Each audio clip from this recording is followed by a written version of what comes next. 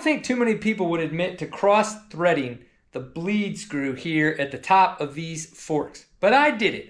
I was at a race and I was rushing to get back to the line, and of course last minute I decided, hey, I'm gonna go ahead and bleed these because I forgot to do it before the race, and I got the left one in just fine. Of course the right one started giving me a little bit of a hiccup, and I kind of rushed it and I wasn't completely straight in there, and by the time I realized what had happened, I was like, I need to be right at the starting line. And because of that, I said, well, I can pull it out and keep trying to fix with this and get those first 2 or 3 threads that I've probably already screwed up figured out, or I could just mash it in there. Well, unfortunately, I decided to mash it in there. So we are gonna figure out if I can sort out these screwed up, cross-threaded bleed port screw hole things at the top of these WP fork caps. I'm gonna take the top cap off, and from the bottom, I'm gonna try to see if I can get this longer screw through there. But when I start reaching a point where obviously the threads are gonna be mucked up from the bottom up, that's when I'm gonna bring the tap in. I could not find a thread chaser, which is, you know, in between a bolt and this bad boy, so that I could try to do this the cleaner way. So I'm gonna be very careful with this guy, and then in the long run, because of the fact that I needed to get a little bit of a cleaner head here for this Phillips, I'm gonna replace that bad boy with this one. So let's get that top cap off and see where we get.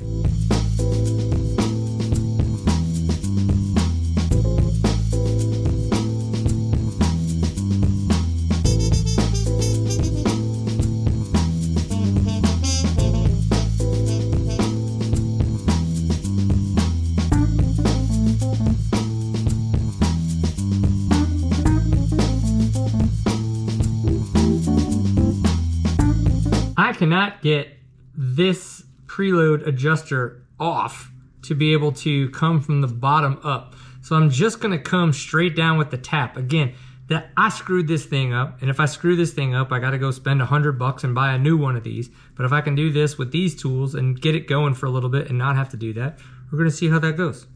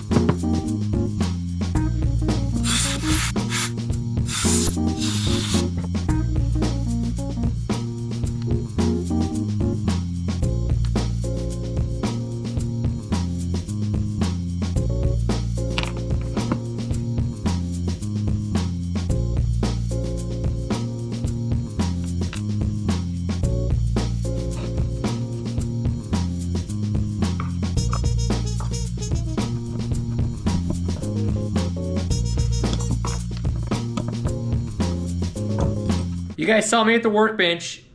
I couldn't get this off, the actual preload adjuster that moves here on the top cap.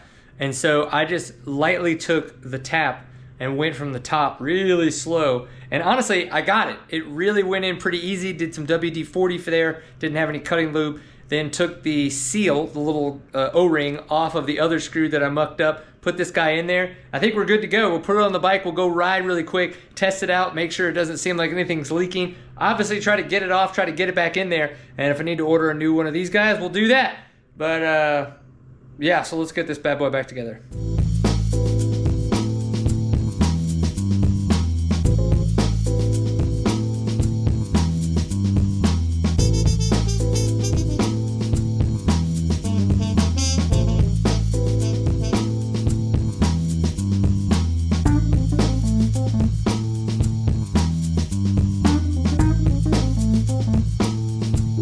got different tips or tricks on how to deal with that without just buying a new top cap, come on.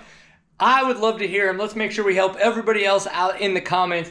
I screwed this up. I needed to try to fix it. I haven't had a chance to ride it yet, which we will do this week, and we'll figure out if it is leaking or not.